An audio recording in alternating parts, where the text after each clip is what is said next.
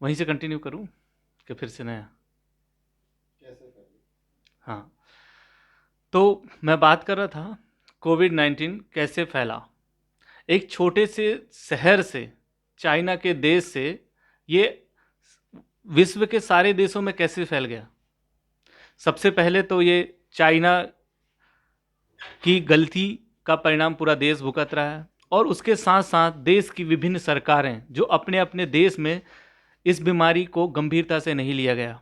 आज जैसे कि आज भारत में आज की डेट में 20,400 के ऊपर केस आ चुके हैं, पॉजिटिव केस, जिसमें से 2 से 3 हज़ार के बीच में संख्या में लोग बाग ठीक भी हुए हैं, रिकवरी भी हुए हैं, और 500 के समथिंग मौतें भी हो चुकी हैं, जिसमें हॉटस्पॉट का केंद्र हमारे मध्य प्रदेश में इंदौर और भोपाल शहर है। तो इसकी गंभीरता की बात करें तो इसकी गंभीरता को सरकारों ने बिल्कुल पूरी तरीके से गंभीरता से नहीं लिया गया, वरना ये हमारे भारत देश में कोरोना वायरस प्रवेश ही नहीं कर पाता और इतना पैर नहीं पसार पाता जितना कि आज पूरे देश में जनता को भुखमरी से और रोज़ की आवाजाही से, दिनचर्या मजदूरी से जो लोग परेशान हैं, सफ़र कर रहे हैं, उसके पूरी तरीके से गलती का जिम्मेदार सरकार है। जैसे कि पहला केस इंडिया में 30 जनवरी को आया था। उसके बाद से पहली मौत 11 मार्च को कर्नाटक में होती है।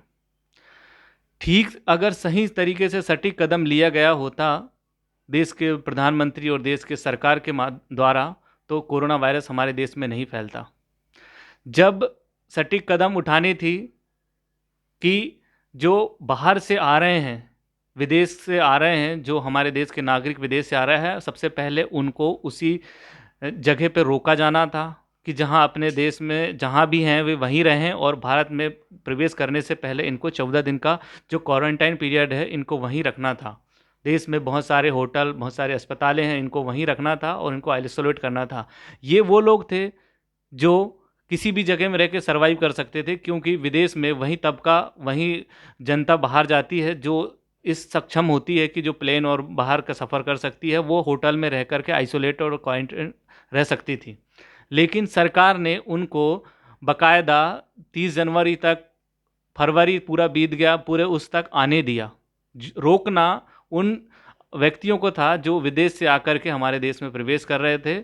सरकार ने वहाँ ठोस कदम नहीं उठाया और जगह जगह पर कार्यक्रम किए जा रहे थे।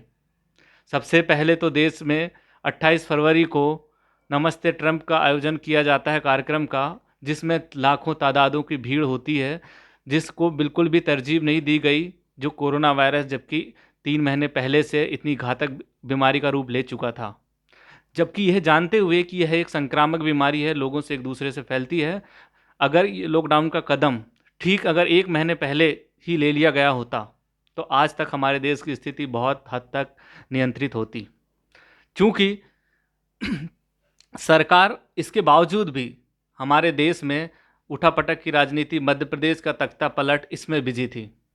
दोस्तों, खास करके कोई भी महामारी या कोई भी किसी भी तरीके की भुखमरी या किसी भी तरीके का वाता है, सबसे ज़्यादा वो हमारे आम जनता, ग्रामीणों को, मजदूरों को प्रभावित होती है उनकी ज़िंदगी। तो बात करते हैं, आज लॉकडाउन की बात करते हैं। लोगों से कहा जा रहा है कि स्टे होम, स्टे होम, बेशक लोग उसको पालन कर रहे हैं, लेकिन फिर भी आप देख रहे हैं कि आज भी अमीरी और गरीबी का यहाँ पर फासला साफ साफ दिखाई दे रहा है। इसके बावजूद भी लोग बाग आवाज़ ना उठा करके धर्म के नाम पर लड़ रहे हैं। भाई, यह कोरोना नामक बीमारी हमें एक बहुत बड़ी शिक्षा देती है और सीख देती है कि यहाँ पर किसी भी धर्म और किसी भी तरीके का कोई भगवान इस बीमारी से नहीं लड़ रहा है। लड़ रहा तो हमारे देश और विश्व के इंसान।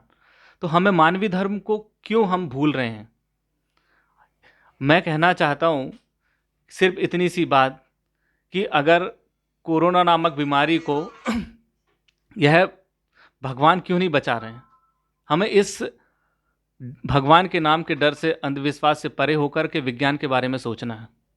आज आप देख रहे हैं